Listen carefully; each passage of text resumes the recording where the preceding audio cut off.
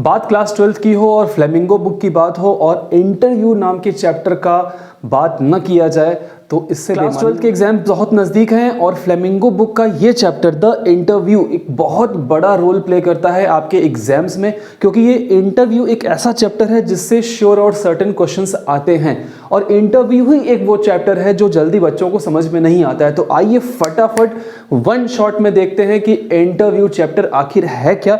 मैं यहाँ पर आपको कुछ की पॉइंट्स दूंगा, उन की पॉइंट्स के जरिए आप इस चैप्टर को बहुत अच्छे से समझ पाएंगे।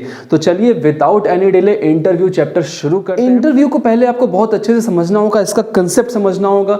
इंटरव्यू, आप सभी लोग बहुत अच्छे से इंटरव्यू के बारे में जानते हैं, अब बहुत ही कॉमन हो गया है। किसी भी तरह के जॉब्स में अगर आप जाते हैं तो सबसे पहला राउंड इंटरव्यू का होता है। आप रिटन देते हैं और अदर एग्जाम्स देते हैं, उसके बाद इंटरव्यू होता है जहां पर आपकी पर्सनैलिटी को जज किया जाता है। जी हाँ, तो इंटरव्यू इस चैप्टर में जो इसके राइटर हैं सिल्वेस्टर, उन्होंने किस तरह से इसको बताया है, इसकी ओरिजिन कब हुई है, यही हमें बात करनी है आज। तो एक ऐसा टाइम था जहां पर लोग इंटरव्यू, कुछ ऐसे लोग थे जो इंटरव्यू जिन्हें देना अच्छा भी लगता था, कुछ ऐसे लोग थे जिन्हें इंटरव्यू देने से बहुत ही परेशानी होती है, क्योंकि इंटरव्यू, जब किसी का इंटरव्यू लिया जाता है तो या तो वो बहुत खुश होता है या तो वो बहुत परेशान हो जाता है, क्योंकि इंटरव्यू एक ऐसी चीज़ है जो या तो आपके करियर को बढ़ा सकती है या आपके करियर को ख़त्म कर सकती है। तो चलिए देखते हैं हमारे इस चैप्टर में एग्जैक्टली है क्या। तो सबसे पहली बात है कि ये जो चैप्टर है द इंटरव्यू, ये कहाँ से लिया गया है? ये the penguin book of interview नाम के एक बुक से लिया गया है। ठीक है, इसमें क्या बात हो रही है? It talks about the technique of interview. इस चैप्टर में इंटरव्यू की टेक्निक पर बात की गई है। Right, discusses the importance of this new technique. और क्या बात हुई है इस चैप्टर में? इस नए टेक्निक के बारे में डिस्कशन हुआ है कि ये नई टेक्निक, अच्छा ये नई टेक्निक मैं क्यों कह रहा हूँ, क्योंकि ये एक ऐसा टाइम था जहाँ पर सब लोग इंटरव्यू के बारे में नहीं जानते थे, क्योंकि इंटरव्यू की अपनी कुछ टेक्निक होती है।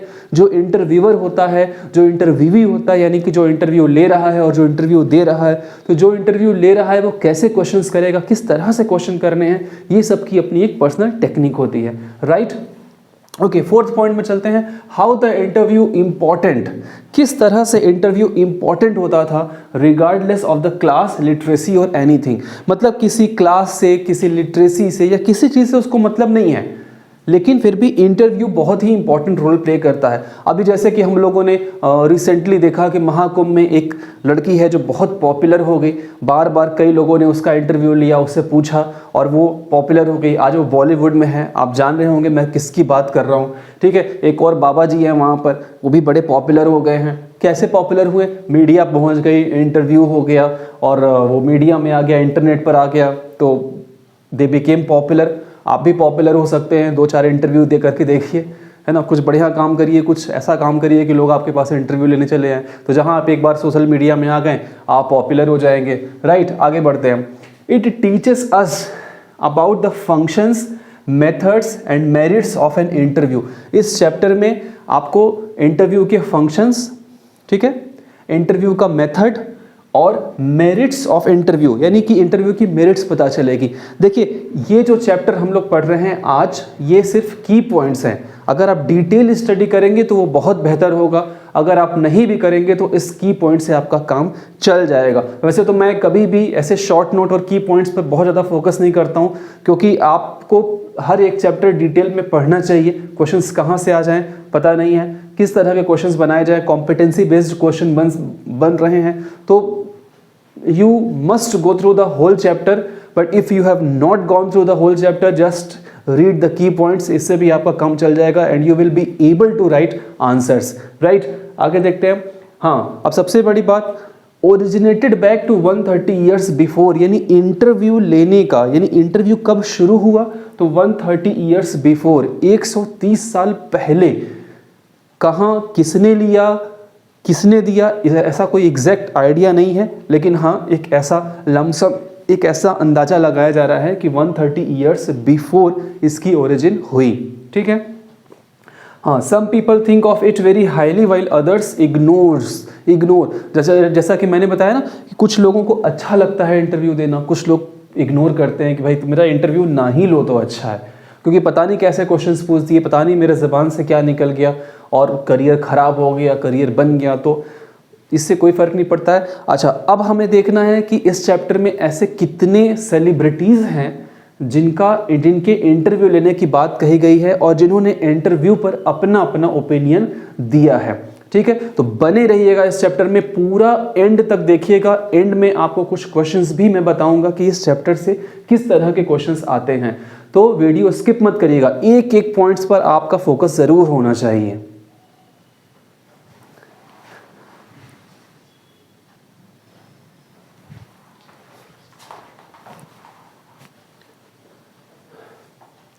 ओके, तो अब बात करेंगे उन कुछ ऑथर्स की जिनके इंटरव्यू पर अपने अलग अलग ओपिनियन हैं। तो ये पॉइंट्स आप ज़रूर नोट कर लीजिएगा कहीं, क्योंकि एग्जाम्स में ऐसे की पॉइंट्स पर कि ये ऑथर के अकॉर्डिंग इंटरव्यू क्या है, इन ऑथर के अकॉर्डिंग इंटरव्यू क्या है, ये ज़रूर ऐसे इस तरह करके क्वेश्चंस आते हैं।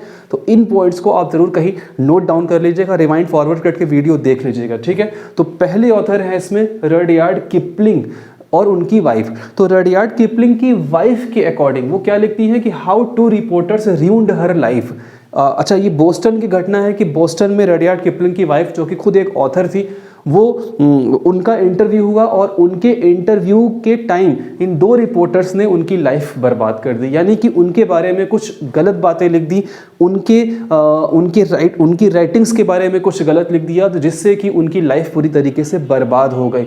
यानी कि रडयार्ड किपलिंग की वाइफ को इंटरव्यू नहीं पसंद था, इस बात से यही क्लियर हो रहा है। और रडयार्ड किपलिंग का खुद का क्या कहना है, रडयार्ड किपलिंग कंसिडर्ड इट इमोरल। उनको भी इंटरव्यू बिल्कुल इमोरल लगता था, क्राइम लगता था और एक एजॉल्ट लगता था। अच्छा, कभी कभी ऐसा होता है कि ज़बरदस्ती रिपोर्टर्स पीछे पड़ गए, उन्होंने आपके बारे में कुछ भी लिख दिया। हम लोग कई बार ऐसे न्यूज़ सुनते रहते हैं, कई बार ऐसे पॉलिटिशियन हैं, कई बार ऐसे सेलिब्रिटीज़ हैं, कई बार ऐसे फिल्म स्टार्स हैं जिनकी लाइफ इंटरव्यू की वजह से पूरी तरह से बर्बाद हो जाती है। और क्योंकि ये इंटरव्यूअर जो इंटरव्यू लेते हैं वो बहुत चालाक भी होते हैं, आपके उन स्टेटमेंट्स को वो कभी भी पब्लिश नहीं करते हैं या कभी भी उसको सामने नहीं लाते हैं जो आप सही कह रहे हैं, बल्कि वो उसको तोड़ मरोड़ करके कुछ गलत तरह से उसको घुमा करके वो वीडियो पब्लिश कर देते हैं। आपने कहना कुछ और चाहा और उन्होंने आपकी क्लिपिंग्स काट कर कुछ और लगा दी, तो वो मार्केट में फैल गया, लोग, और इंटरनेट की पावर है, सबके पास पहुंच गया और लोगों ने ऐसे पर्सन को निगलेक्ट करना शुरू कर दिया या उसके बारे में ख़राब ओपिनियन करना शुरू कर दिया। इसीलिए भैया, आप अगर सेलिब्रिटी हैं, क्लास 12th में हैं, आप अगर सेलिब्रिटी बने, कभी कोई ऐसा टाइम आया, तो इंटरव्यू भाई सोच समझ के दीजिएगा। खैर, वीएस नैपॉल के according, VS Naipaul is also an author. तो वीएस नैपॉल को क्या महसूस होता है कि सम पीपल आर वुंडेड, कुछ लोग इंटरव्यू की वजह से काफ़ी परेशान हो जाते हैं, यानी उनकी लाइफ बर्बाद हो जाती है। सेम ओपिनियन है। ठीक है, Lewis Carroll never consented to be interviewed. उन्होंने कभी भी एक्सेप्ट नहीं किया कि कोई उनका इंटरव्यू आकर के ले। ठीक है, एच.जी. वेल्स क्या कह रहे हैं, H G. Wells referred interviewing to be an ordeal. उनके अकॉर्डिंग भी इंटरव्यू एकदम ऑर्डियल है, यानी कि बकवास चीज़ है, उनको बिल्कुल पसंद नहीं है। और सॉल बेलो क्या डिस्क्राइब करते हैं, it like a thumb print on his wind pipe के थंब प्रिंट जैसा है, यानी कि वो सिर्फ और सिर्फ एक मामूली सा निशान है। That means according to all these writers, interview is not good. Interview सही नहीं है, इंटरव्यू नहीं होना चाहिए, इंटरव्यू नहीं देना चाहिए। ठीक है, अब जब हम इस स्टोरी में आगे बढ़ेंगे तो ये स्टोरी का पहला पार्ट था। अगर आप बुक चैप्टर पलट करके देखें तो उसमें 2 पार्ट में कहानी है। एक में फर्स्ट पार्ट में इन ऑथर्स के बारे में बताया गया कि किसको पसंद है, किसको नहीं पसंद है, और सेकेंड पार्ट की जब हम बात करेंगे तो वहाँ पर एक इंटरव्यूअर है और एक इंटरव्यूई है, यानी कि एक रिपोर्टर है और दूसरे सेलिब्रिटी हैं। इन दोनों के बीच में रिपोर्टिंग का काम चल रहा है, यानी इंटरव्यू लेने देने का काम चल रहा है। तो उसका दिखाया गया है कि आखिर एक इंटरव्यूअर कैसे क्वेश्चंस पूछता है और इंटरव्यू कैसे उसके आंसर्स देता है। तो इस चैप्टर में अब हम आगे 2 कैरेक्टर्स मिलेंगे, एक है अंबर्टो इको, ठीक है, और दूसरे हैं मुकुंद। तो अंबर्टो इको कौन है? वो एक प्रोफेसर हैं और जो मुकुंद भाई साहब हैं वो एक रिपोर्टर हैं। तो चलिए अब कहानी में हम आगे देखते हैं कि मुकुंद और अंबर्टो इको के बीच में क्या रिपोर्टिंग होती है। ठीक है, तो चलिए अब इस चैप्टर के सेकंड पार्ट के बारे में बात करते हैं। सेकंड पार्ट में जैसा कि मैंने आपको अभी अभी बताया कि सेकंड पार्ट में दो लोगों की कहानी है। एक मुकुंद भाई साहब हैं जो कि इंटरव्यू ले रहे हैं और एक प्रोफेसर हैं अंबर्टो इको जिनका इंटरव्यू हो रहा है। ठीक है, तो इंटरव्यू बिटवीन मुकुंद, ये मुकुंद है कौन? फ्रॉम द हिंदू न्यूज़पेपर, ये हिंदू न्यूज़पेपर से एक रिपोर्टर है। एंड अंबर्टो इको, अंबर्टो इको कौन है? वो प्रोफेसर हैं। कहाँ के प्रोफेसर हैं भाई? At the university of Bologna in Italy. ठीक है, इटली के बोलोग्ना नाम की यूनिवर्सिटी के प्रोफेसर हैं। ठीक है, अच्छे से ध्यान रखिएगा। मुकुंद द हिंदू न्यूज़पेपर के रिपोर्टर और अंबर्टो इको कौन? यूनिवर्सिटी ऑफ बोलोग्ना इटली के प्रोफेसर। राइट, ठीक है। अच्छा, ये जो प्रोफेसर हैं वो किस चीज़ के प्रोफेसर हैं पहले ये हम लोग देखते हैं। ये और इसको ध्यान में रखिएगा, ये 1 मार्क और या आपका जो एक्सट्रैक्ट बेस्ड क्वेश्चंस आता है वो, या फिर लॉन्ग में भी आ सकता है। प्रोफेसर किस चीज़ के हैं? The professor scholar on semiotics. Semiotics क्या होता है? यहाँ मैंने लिख भी रखा है, the study of science. Science यानी चिन्ह, निशान, जो डिफरेंट जो सिंबल्स होते हैं उन पर जो स्टडी करते हैं उसको सेमियोटिक बोलते हैं, यानी कि उस साइंस को सेमियोटिक बोलते हैं। तो ये जो प्रोफेसर है हमारे अंबर्टो इको इस सेमियोटिक के स्कॉलर हैं। Right, okay. और क्या करते हैं? ये लिटरेरी इंटरप्रिटेशन करते हैं, यानी कि लिटरेचर पर भी इनका इंटरप्रिटेशन होता है, लिटरेचर पर भी ये काम करते हैं। मेडिवल एस्थेटिक्स पर भी ये काम करते थे before taking up writing fiction. Fiction लिखने से पहले, यानी फिक्शन क्या होता है? Imaginary novel. नॉवेल लिखने से पहले, फिक्शन लिखने से पहले वो ये सब सारा काम किया करते थे। बट जो उनका बेस है, जो उनका मेन एस्पेक्ट है, जो उनका मेन फॉर्म है, जो उनका मेन काम है वो स्टडी ऑन सेमियोटिक्स है। ठीक है, स्टडी ऑन साइंस है। उनका जो मेन काम है वो सेमियोटिक्स का है, इसको ध्यान रखना है आप लोगों को। ठीक है, अच्छा। अब अंबर्टो इको ने क्या किया? अंबर्टो इको ने एक नॉवेल लिखा जिसका नाम है द नेम ऑफ द रोज। ये एक नॉवेल लिखा। ठीक है, his novel sold more than 10 million copies. अच्छा, उनको विश्वास नहीं था जब उन्होंने ये नॉवेल लिखा और कई सारे प्रिंटर के पास गए, कई सारे एडिटर के पास गए, कई सारे एजेंसीज के पास गए कि भाई उनकी नॉवेल को पब्लिश किया जाए। तो बहुत से लोगों ने वो नॉवेल पब्लिश करने से मना कर दिया। बट उन्होंने अपनी एक नॉवेल पब्लिश कराई और जिसने ये पब्लिश किया उसने सिर्फ 1000 कॉपी सेल करने का पैसा लिया था कि वो उससे ऊपर उनको लगता था कि बेकार हो जाएगा, कोई पढ़ेगा नहीं, तो सिर्फ 1000 कॉपीज निकाली गई थी। But slowly as passes the time इनका नॉवेल पॉपुलर हो गया और आप देखिए 10 मिलियन कॉपीज़, 10 मिलियन कॉपीज़ इस नॉवेल की बिक गई। अच्छा, ये नॉवेल क्या डिनोट करता था? Eco justifies his books revolve around peace and non violence. Peace और नॉन वायलेंस पर बेस्ड वो बुक्स लिखते थे। जब मुकुंद ने पूछा, है ना, यहाँ मुकुंद की बात नहीं लिखी है, बैकग्राउंड में क्या है, क्योंकि मुकुंद क्वेश्चन पूछ रहे हैं वो आंसर दे रहे हैं, मुकुंद क्वेश्चन पूछ रहे हैं वो आंसर दे रहे हैं। तो जब मुकुंद ने पूछा कि कैसे इतनी पॉपुलैरिटी कैसे हो गई, क्या है आपके नॉवेल का बेस, तो उन्होंने कहा कि उनका जो नॉवेल है वो पूरी तरीके से पीस और नॉन वायलेंस पर बेस्ड है। यानी कोई छोटा बच्चा भी पढ़ सकता है, बड़ा भी पढ़ सकता है, किसी भी तरह का उसमें वायलेंस या किसी भी तरह का डिस्टर्बेंस नहीं है उनके नॉवेल में। ठीक है, okay. Eco classifies himself as an academic scholar.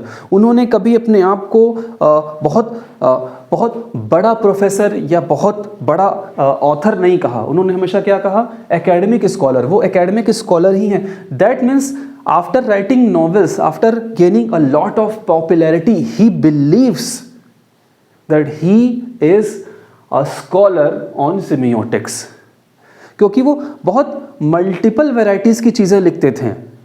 और मुकुंद ने पूछा भी कि आप इतनी सारी चीज़ें एक साथ कैसे कर लेते हैं? तो उन्होंने कहा कि हमारी लाइफ में हमेशा एम्प्टी स्पेसेस होते हैं। Our lives have empty spaces.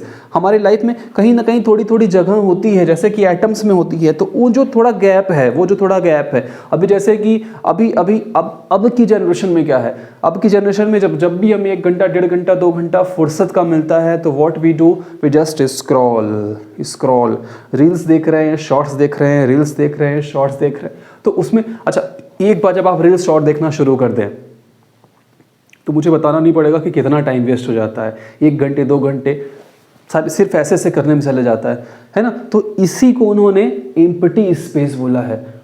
आप भी करते ही होंगे, तो प्लीज़ उस एम्प्टी स्पेसेस का यूज़ करिए, है ना। सुबह उठे सबसे पहले आइज़ सेल फोन पर, किसका मैसेज आया किसका मैसेज नहीं आया, आपने इंस्टाग्राम पे कल जो पोस्ट किया था ऐसे करके वो उसमें कितने लाइक्स मिले, कितने आपको कमेंट दिया, है ना। घर वाले लाइक नहीं कर रहे हैं लेकिन आपको फेसबुक इंस्टाग्राम पे ढेर सारे लाइक्स चाहिए। घर वाले कोई कमेंट नहीं करते हैं, कोई बात आपको नहीं बोलते हैं, लेकिन आपको उसमें कमेंट चाहिए, अच्छे कमेंट्स चाहिए, वो भी अच्छे कमेंट चाहिए। बुरा कमेंट्स आ गया तो लो भाई, वो भी गड़बड़ हो गया। तो ये सब इन्हीं empty spaces, don't mind please avoid it. तो इन एम्प्टी स्पेसेस की बात कर रहे हैं। तो वो कहते हैं कि ये जो एम्प्टी स्पेसेस उनकी लाइफ में है, उस गैप में वो multiple varieties of fiction, multiple varieties of literature पे काम कर लेते हैं। स्टडी ऑफ साइंस के अलावा वो राइटिंग का भी काम कर लेते हैं उन्हीं फ्री टाइम्स में, ठीक है। और लास्ट में वो क्या कहते हैं, he thinks if he wrote the novel 10 years earlier. अच्छा, उन्होंने बड़ी अच्छी बात कही कि इनकी जो नॉवेल है वो 10 मिलियन कॉपीज कैसे बिक गई।